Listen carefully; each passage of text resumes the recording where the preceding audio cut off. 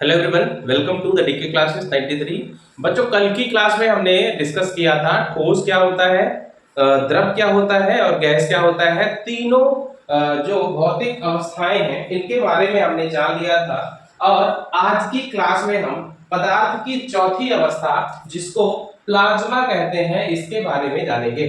तो प्लाज्मा क्या है? तो प्लाज्मा पदार्थ की चौथी अवस्था होती है। ठीक है, इसमें उच्च ताप पर परमाणु क्या है, आयनित होकर गैसीय अवस्था में आ जाते हैं। मतलब प्लाज्मा के बारे में अगर आप समझें तो प्लाज्मा ना तो सॉलिड है ना ही लिक्विड है, ये दोनों का कॉम्बिनेशन है। जैसे मैं आप लोगों को कुछ एग्जांपल के माध्यम से समझाना चाहूंगा। जैसे दूध की मलाई होती है, तो दूध की मलाई अगर आप देखें, क्या वह सॉलिड है? तो सॉलिड भी नहीं है। क्या वह लिक्विड है? लिक्विड भी नहीं है। क्यों? कि अगर अगर आप उसको लिक्विड बोलते हैं तो क्या वो फ्लो होता है? नहीं होता। दूसरी चीज, क्या वो उतना ठोस है? ठोस भी नहीं है। तो ये कौन सी अवस्था है? प्लाज्मा है, जिसे पदार्थ की चौथी अवस्था कहा जाता है। अब फॉर एग्जाम्पल, नाक जब आपकी बहती है, ठीक है, तो नाक से जो म्यूकस बहता है, ठीक है, जो भी बहता है, म्यूकस नाम है या जो भी नाम है उसका, ठीक है, बहता है, वो पदार्थ भी क्या है? प्लाज्मा ही है। पदार्थ भी क्या है? प्लाज्मा ही है। अब जैसे हम बात करें कि प्लाज्मा बनता कैसे है, ठीक है, तो जो सूर्य और तारों का ईंधन, सूर्य और तारों का जो ईंधन होता है वो प्लाज्मा ही है। वो प्लाज्मा ही है।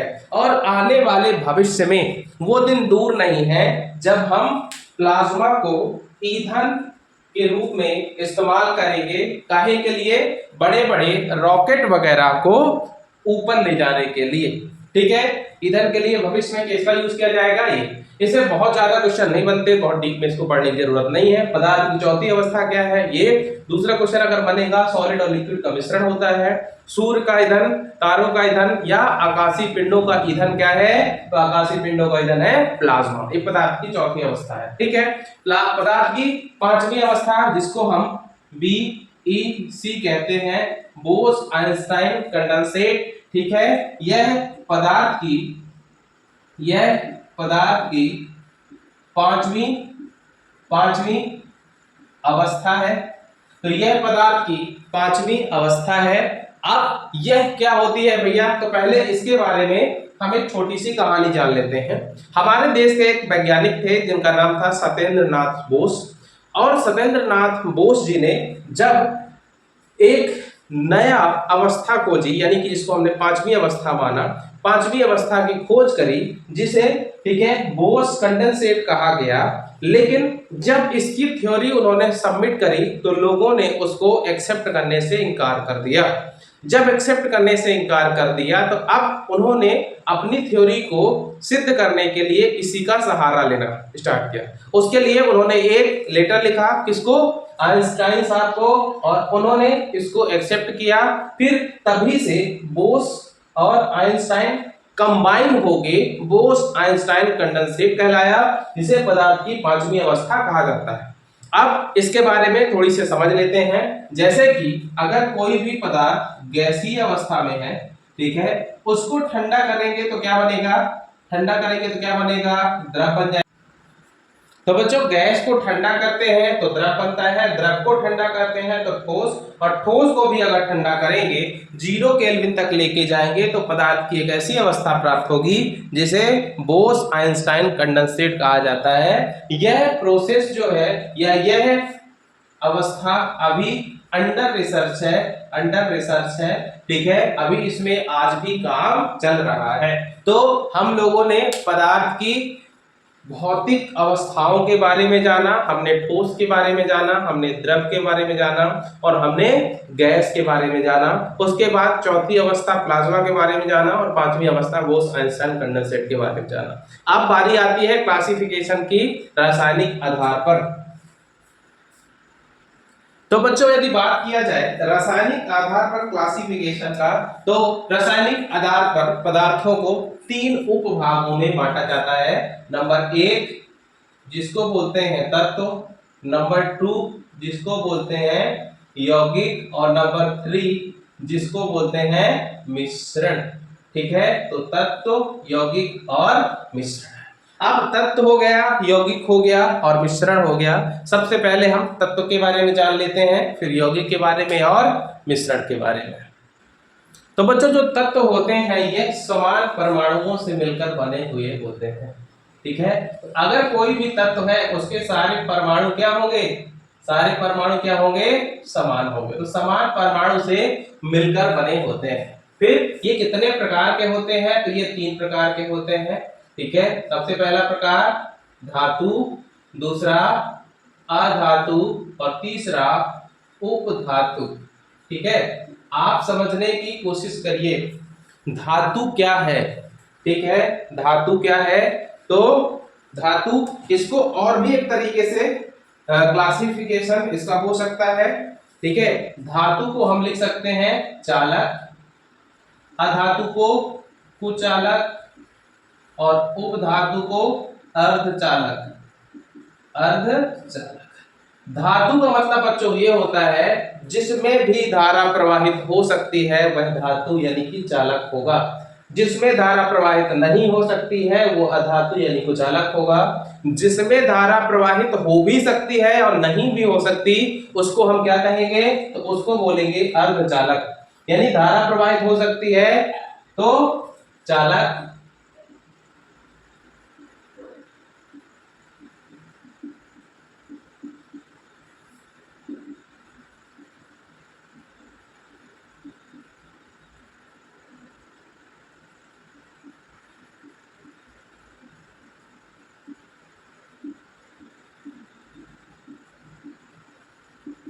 ठीक है।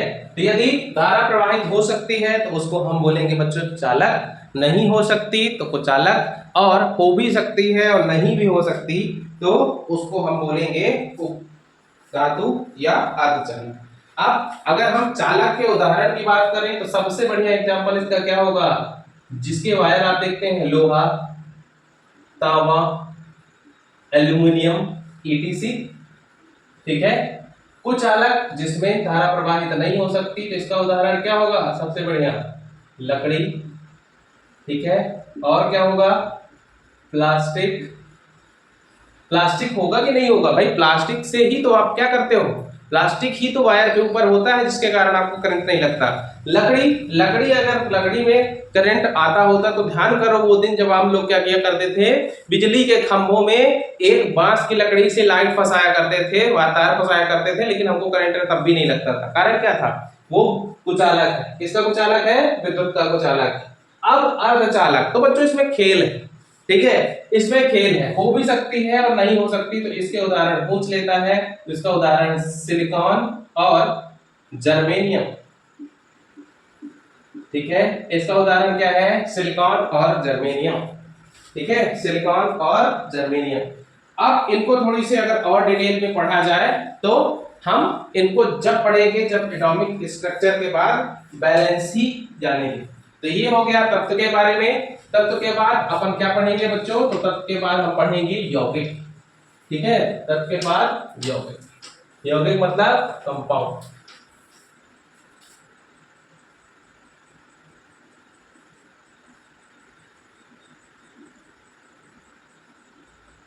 अब कंपाउंड क्या है, व्हाट इज कंपाउंड, ठीक है।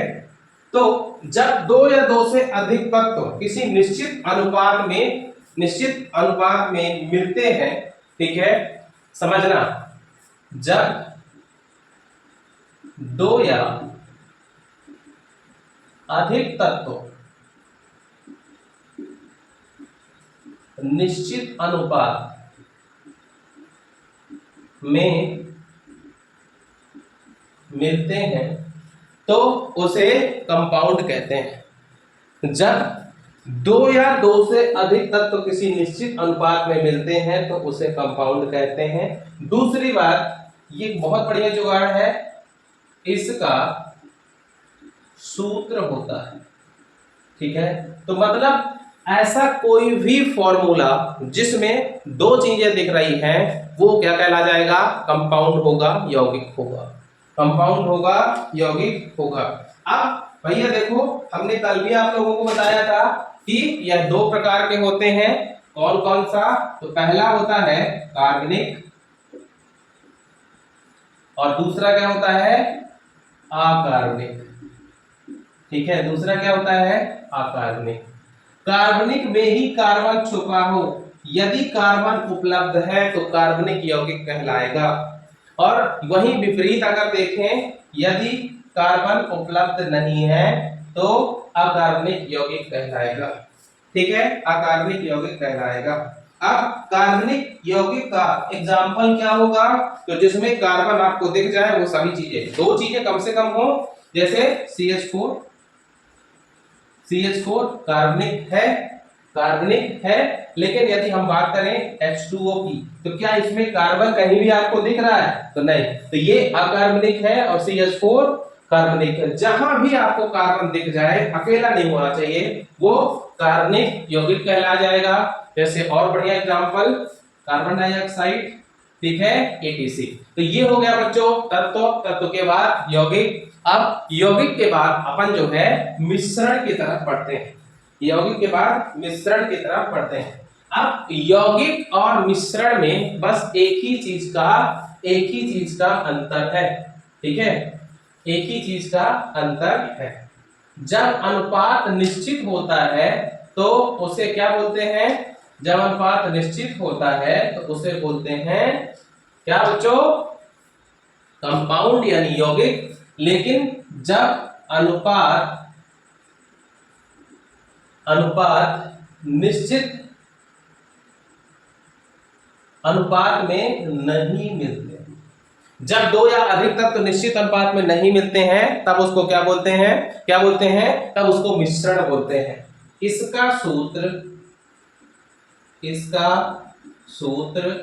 नहीं होता है, ठीक है। फिर से समझिए, जब दो या दो से अधिक तत्व निश्चित अनुपात में मिलते हैं तो उसको हम क्या बोलते हैं, कंपाउंड यानी यौगिक बोलते हैं। लेकिन इसी के विपरीत जब दो या दो से अधिक तत्व निश्चित अनुपात में नहीं मिलते हैं तो उसको हम क्या बोलते हैं बच्चों, मिश्रण कहते हैं। और इसका कोई सूत्र भी नहीं होता, मिश्रण कितने प्रकार का होता है, तो मिश्रण दो प्रकार का होता है। तो बच्चों हमने डिस्कस किया है कि रासायनिक आधार पर जो है पदार्थ तीन प्रकार का होता है। कौन कौन सा, तत्व, यौगिक और मिश्रण। तत्व हमने पढ़ लिया है, तत्व में तीन चीजें होती हैं, धातु, अधातु और उपधातु, यानी कि चालक, कुचालक और अर्धचालक। अब हम दूसरे की बात कर रहे हैं, मिश्रण, ठीक है। तो देखो, अच्छा, ये उसके बाद हमने पढ़ा यौगिक। यौगिक क्या होता है, जब किन्हीं भी दो चीजों को, दो तत्वों को किसी निश्चित अनुपात में, यदि अनुपात निश्चित है तो वह यौगिक कहलाएगा। और अनुपात निश्चित होने के कारण ही उसका सूत्र भी होगा, ठीक है। यदि अनुपात निश्चित हो और उसका सूत्र भी हो तो वो क्या कहलाएगा बच्चों, यौगिक कहलाएगा। लेकिन यदि हम इसी के अलावा अगर हम बात करें मिश्रण की, तो जब दो तत्वों को हम आपस में मिलाएंगे लेकिन उनका अनुपात निश्चित नहीं होगा, उसका सूत्र भी नहीं बन पाएगा, तो उसको क्या बोल देंगे, हम मिश्रण बोल देंगे। मिश्रण कितने प्रकार का होता है, दो प्रकार का होता है। कौन कौन सा, समान मिश्रण और विषमान मिश्रण, ठीक है, समान मिश्रण और विषमान मिश्रण। तो सबसे पहले हम विषमान मिश्रण को पढ़ेंगे। देखो, किन्हीं भी दो चीजों को उठाओ और मिला दो, मिलाने के बाद यदि दोनों चीजें अलग अलग दिखती रहे तो वो विषमान मिश्रण। ऐसा मिश्रण जिसमें मिले हुए पदार्थ जो है, मिले हुए तत्व जो है अलग अलग दिखाई पड़ते हैं। जैसे आप एक काम करो, ठीक है, फॉर एग्जाम्पल, उदाहरण के लिए अरहर और मूंग की दाल ले लो, ठीक है, उदाहरण के लिए अरहर और मूंग की दाल ले लो और इसको आपस में मिक्स कर दो। तो क्या जब मिक्स करोगे तो अरहर और मूंग की दाल अलग अलग दिखाई देगी कि नहीं दिखाई देगी, बिल्कुल दिखाई देगी। अपने यहाँ एक खेती होती है जिसको हिंदी में बिर्रा कहते हैं, जिसमें हम लोग जो है, इस सतना की बात है, सतना जैसे क्षेत्रों में तो बिर्रा कहते हैं, और बिर्रा में जो है चना और गेहूं को एक साथ बोया जाता है, ठीक है। उसी प्रकार प्यारे बच्चों, यदि हम समान मिश्रण की बात करें तो जब किन्हीं दो चीजों को मिक्स करें और मिक्स करने के बाद पता ही ना चले कि इसमें क्या क्या मिला हुआ है, उसको हम कहेंगे समान मिश्रण, ठीक है। जैसे फॉर एग्जाम्पल, उदाहरण अरहर और मूंग की बनी हुई दाल, ठीक है। तो यदि हम दाल को बना देते हैं तो बनी हुई दाल की अगर हम बात करें बच्चों, तो उसमें फिर हम पता नहीं लगा पाएंगे कि इसमें क्या क्या मिक्स है, जब तक खाएंगे नहीं, वो अलग बात है। ठीक है। लेकिन यहाँ पे देखो दोनों को मिक्स करेंगे, दोनों अलग अलग दिखता रहेगा। समटाइम्स हम लोग छन्ना लेके अलग अलग इसको छान भी सकते हैं। उसी प्रकार इसका एक और उदाहरण है, जैसे नमक और शक्कर। तो क्या नमक और शक्कर को आपस में मिक्स करेंगे तो अलग अलग दिखाई देगा क्या? नहीं दिखाई देगा। तो नमक भी दिखाई दे, सॉरी, अलग अलग दिखाई देगा बिल्कुल। लेकिन यदि हम इसका जली विलयन बना दें, जली विलयन बना दें तो क्या होगा?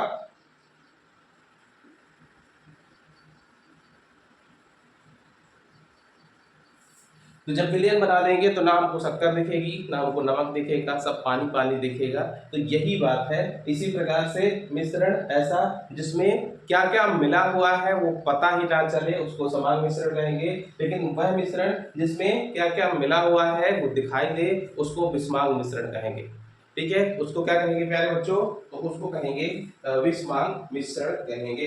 ठीक है, विषमांग मिश्रण का। चलिए, तो यहीं से जो है यह चैप्टर समाप्त होता है और अब हम कल की क्लास से परमाणु चैप्टर स्टार्ट करेंगे। बच्चों, यह जो साइंस आप पढ़ रहे हैं यह केवल और केवल रेलवे तक सीमित नहीं है। रेलवे के साथ साथ एसएससी, स्टेट एग्जाम्स या फिर कोई भी एग्जाम जिसमें साइंस आता है, यह सभी के लिए बहुत कारगर है। धन्यवाद, मिलते हैं अगली क्लास में। तो लाइक करिए, सब्सक्राइब करिए, शेयर करिए और धन्यवाद।